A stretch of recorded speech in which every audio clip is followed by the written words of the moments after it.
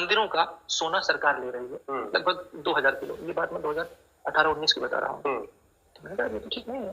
तो हम आप जैसे बात करते हैं वैसे ही हमसे बोला, तो बोले क्या किया जाए?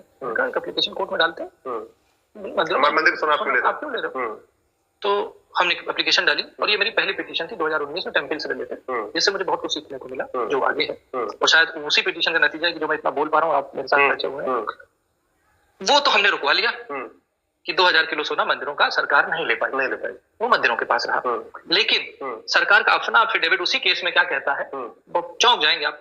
उस एफिडेविट में सरकार कहती है कि जी इसमें कौन सी नई बात है, आज आप मेरे को 2000 किलो कर रहे हो। 1977 से लेकर 2019 तक 15 तक का आंकड़ा उसने बताए थे, हम 5 लाख किलो सोना तो ले चुके हैं।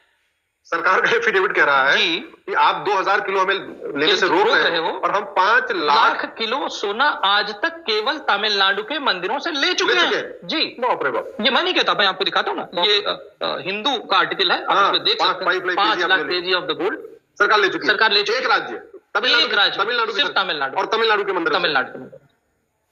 ठीक, फिर मुझे ये सुन के तो फिर मैंने लगा कि ये तो मतलब सरप्राइज क्या रहा कि जब मैंने अब इसको स्टडी करना शुरू किया तो तमिलनाडु सरकार ने दूसरे केस में, वो एक केस फिर हमने और किया, उसमें उनका एफिडेविट था कि मंदिरों की व्यवस्था को लेकर के, तो बोले मंदिर तो चल नहीं रहे हैं। और उनका दूसरा एफिडेविट क्या कहता है कि तमिलनाडु में 11,999 मंदिरों में एक शाम पूजा नहीं होती। 12,000 मंदिरों में पूजा नहीं होती, एक बार होती है, एक बार होती है। ये कह रहे हैं उनके पास इंफ्रास्ट्रक्चर नहीं है।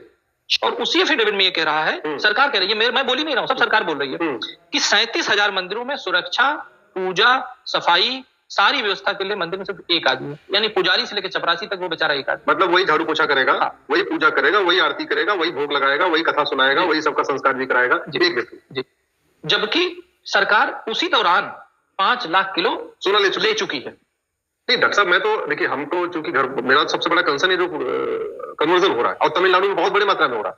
मैं ये सोच रहा हूँ कि 5 लाख किलो सोना अगर 100 ग्राम सोना बांटे 100 ग्राम सोना बांटे तो 50 लाख लोगों की घर वापसी हो सकती है। अभी तो आपने सिर्फ एक राज्य का सुना है, अभी तो पिटारा बाकी है। आगे चलते हैं। तो जैसा सबको पता है कि भारत में मंदिर को छोड़ करके बाकी सारे रिलीजियस सेंटर हैं वो फ्री हैं, स्वतंत्र हैं। हाँ। मंदिर आज भी गुलाम है, परतंत्र है। हिंदू धर्म का ये केंद्र माना जाए भारत को, वहां पर एक भी मंदिर आज ऐसा नहीं है जो सरकार के अनुदान से बना हो। एक भी मंदिर सरकार के अनुदान से नहीं बनाना। हमने ये आरटीआई डाली कि अच्छा ये 5 लाख किलो सोना आया तो गया कहां? क्वेरी है। अभी इतने मंदिर बंद हो गए, सोना आया सरकार ने, लेकिन गया कहां? 5 लाख, तो 5 लाख किलो 5 लाख किलो। और ये सिर्फ सोना अभी पैसा हमने बताया नहीं, पैसा अलग है, इनकम अलग है। ये आरटीआई में लॉ स्ट्रीट जर्नल का आर्टिकल मैं कोट कर रहा हूं, इसमें ये कह रहा है कि where does the temple money go, state and centre authorities have no answer, law street RTI reveals. तो उनको पता ही नहीं है कि वो कह रहे हमको नहीं पता जी कि हाँ 5 लाख किलो सोना आया था, हाँ इतना निकला, पर उसका यूटिलाइजेशन कहाँ हुआ इसके लिए उनके पास आंकड़ा नहीं है कि कहाँ यूटिलाइज हुआ। जून 2022 मद्रास हाईकोर्ट ऑर्डर, जब हम लोग इस केस में घुसे तो केस में ये हुआ कि जो आप उसमें मूर्तियां देखते हैं वो मूर्तियां गायब करके डुप्लीकेट मूर्तियां रखी हुई, क्योंकि सोने से ज्यादा महंगी मूर्तियां हैं, सालों हजारों साल पुरानी मूर्तियां हैं, उसको गायब करके उसकी डुप्लीकेट रखी हुई। जब ये मामला उठा गया तो 40,000 मंदिरों की फॉरेंसिक ऑडिट ऑर्डर दिया है हाईकोर्ट ने 2022 में।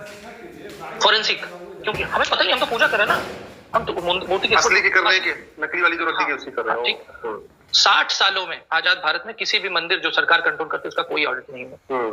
लेकिन क्या आपको पता है कि पूरे भारतवर्ष की जीडीपी में हम कितना कंट्रीब्यूट करते हैं?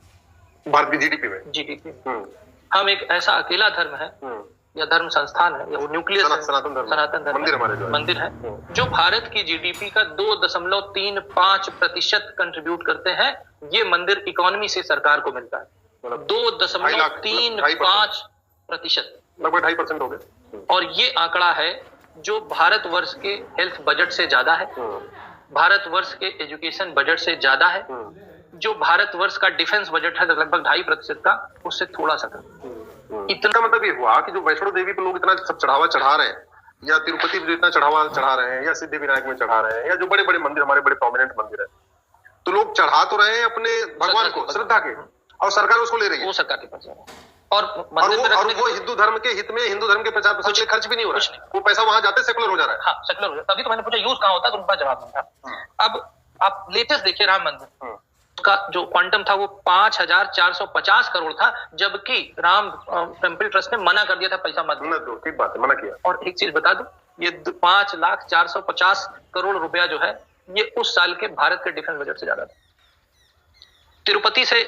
तिरुपति बालाजी से हर साल 3,023 करोड़ रुपए सरकार के पास जाता है। वैष्णो देवी से 2,000 करोड़ रुपए हर साल जाता है। अंबाजी से 4,000 करोड़ रुपए जाता है। द्वारकाधीश से 1,200 करोड़ रुपए जाता है। सोमनाथ से लगभग 1,200 करोड़ रुपए जाता है। गोल्डन टेम्पल से 690 करोड़ रुपए जाता है।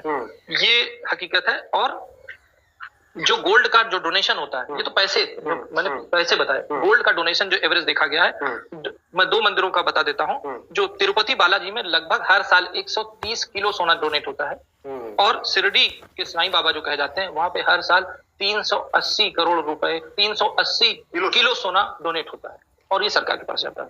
और ये जो भी डोनेट हो रहा है, ये हिंदू धर्म के प्रचार प्रसार के काम में कोई नहीं आ रहा है।